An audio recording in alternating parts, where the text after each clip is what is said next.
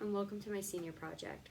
Over the past couple of months, I've been baking a wide selection of cakes, such as vanilla birthday cake, blueberry lemon bundt cake, chocolate marble cake, vanilla cupcakes with frosting and fondant, and crumb cake. Before I get into this project, I wanted to give some background information on the history of cakes and today's cake and baking industries. While modern cakes, like the ones we know today, have only been around since the 17th century, the first cakes actually date back to ancient times. The ancient Egyptians were the first people to exhibit baking skills and bake simple cakes, ones which were very bready in appearance and sweetened with honey. Many ancient cakes also contain dried fruits. Birthday cakes actually date back to the 13th century, when German children began celebrating their birthdays with cake and candles, which were symbolic of the light of life. In 17th century Europe, due to advancements in baking technology and a greater access to ingredients, modern day cakes were created.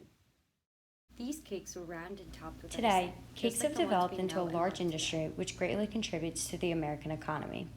The overall baking industry employs almost 800,000 people in the United States and has a total economic impact of $154 billion. Cakes have always been an influential part of American society. For example, when World War II broke out, nationwide rationing resulted in the production of simpler cakes. Most cakes during this time were made with only 4 ingredients: butter, eggs, sugar, and flour. During the post-World War II boom, the cake industry began to produce bigger and more detailed cakes, and also contributed to the more materialistic economy by mass-producing cake mix for the first time. The same is true for baking podcasts, baking YouTube channels, and baking books and magazines. Pictures of cake can be found all over apps like Instagram and Facebook. The rise of social media has influenced bakers to start their own social media accounts where they can share pictures of their creations and advertise to users. This is a very successful business tactic, considering that nearly 45% of US diners have eaten at a restaurant or bakery because of a social media post from that establishment. In a study conducted by Hershey's Chocolate, it was discovered that the number one food that Gen Z posts to social media is dessert. Cakes are no exception. The rise in dessert pictures has influenced bakers to focus more on the visual appeal of their cakes in hopes of marketing to social media users in search of their next post. The coronavirus pandemic has had both a negative and positive impact on the baking industry. During the start of quarantine, people purchased more comfort foods instead of maintaining healthier diets. Sales in the bakery aisle of supermarkets increased by 62.3% over the week ending in March 15, 2020, and continued to grow from there. However, small business bakeries struggled to make money, and many were forced to go out of business, accounting for some of the 110,000 restaurants which closed during COVID. I made multiple cakes over the course of the last 2 months, and I researched multiple cakes before deciding on the ones that I wanted to make. I tried to make cakes that pushed me to learn different baking skills. So, for example, with my chocolate marble cake, I had to learn how to use a bundt pan, while with my crumb cake, I had to learn how to make crumb toppings and how to arrange them in a visually appealing way. After choosing a cake, I would look up YouTube tutorials to help guide me through the baking process. I baked my first cake by reading a recipe, but I quickly realized that I learned best when watching videos and learning visually, so I switched to video-based tutorials. After finding a video tutorial for my cake, I would copy down the cake's recipe and go through my pantry to figure out which ingredients I needed. Then I would walk over to the supermarket and pick up my ingredients. I would then come back home, lay out my ingredients, and begin following the steps from the recipe.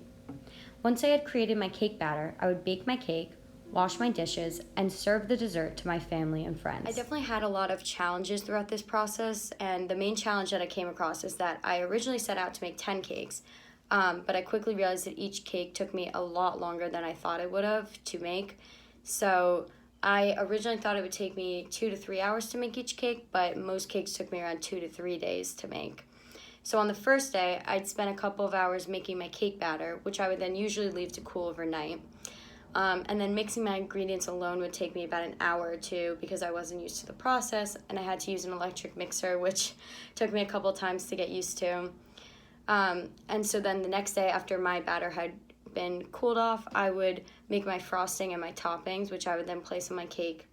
And then if I was working with fondant, it would take me another day to work on the cake because I never worked with fondant, and I was making my fondant homemade So not only did I have to make the fondant, but I also had to design it and place it on my cake. But the lengthy baking process allowed me to have an even deeper appreciation for professional bakers, which is definitely a big takeaway that I took from this project. I was exhausted after baking one cake, so I now understand just how time-consuming of a job running your own bakery can be. Another challenge I faced was working with measuring tools. Sometimes the recipe would give me a measurement that I was missing or I didn't have, so I would have to figure out another way to get that measurement, and usually I did this by converting a measurement I did have into the one that I needed, like using 3 teaspoons to make a tablespoon. The process of converting was challenging at first for me, and I was a little afraid that I was going to mess it up. But after double checking my calculations, I felt pretty confident in my work, and I got used to the process of converting measurements. And then one last challenge I faced was using an electric mixer for the first time. So when I first removed an electric mixer from the bowl, I forgot that you had to shut the appliance off before taking it out, which resulted in my ingredients flying halfway across the room. So while it did take me a couple of tries to get used to the mixer, once I figured out how to use it, it became a pretty easy step in the baking process, and I feel a lot more confident in my mixing abilities now. I also had a lot of achievements during this project. One of the most rewarding parts of the baking process was learning how to decorate a cake. Before this project, when I did bake, I avoided decorating any of the desserts I made because I was afraid I would mess up the dessert. But after learning to bake through this project, I felt much more comfortable decorating my desserts, especially when it came to things like frosting, toppings, and definitely fondant, which I had never worked with before. So specifically for fondant, this was my first time decorating with fondant. I had never made it, and I had never used it to decorate my cakes. So I decided to decorate cupcakes for my first time working with it, instead of large-scale cakes to help me ease into the process. My first decorated cupcake was just a trial run, so I just played with the fondant and shaped it into random designs to help me become more familiar with the fondant. But then once I became more comfortable with it, I moved on to my real designs, and I quickly learned how to become creative with the fondant. So for example, I made one cupcake with an ocean scene, where I combined blue and white fondant to resemble waves. And I also decorated a cupcake where I shaped my fondant to look like trees, and sprinkled powdered sugar on the icing to resemble snow. One important thing I learned about fondant during this project is that it's really sticky when you first make it, but it hardens when exposed to air. So if you leave your fondant to sit overnight, like I did, you can reknead it in the morning to make it workable again. It's also really important to have a plan of how you're going to shape your fondant so that your decorations come out pretty and neat. Overall, this project allowed me to become a lot more confident in my baking skills. Not only did I learn how to work with various ingredients such as fondant and frosting, but I also became familiar with baking techniques and terminology. I hope to use the skills I've learned from this project in real life, especially when I enter adulthood and have to learn how to cook for myself. For those who are baking for the first time, my advice would be to be as precise as possible with your measurements. Baking is like a science. Every measurement is perfectly curated to ensure the best results possible. While it's not the end of the world if you mess up, it can affect the taste of your cake.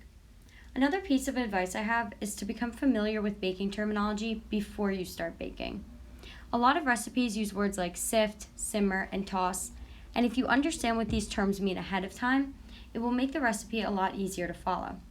If possible, you should also practice using your baking appliances before you bake your cake, as some appliances can be difficult to work with.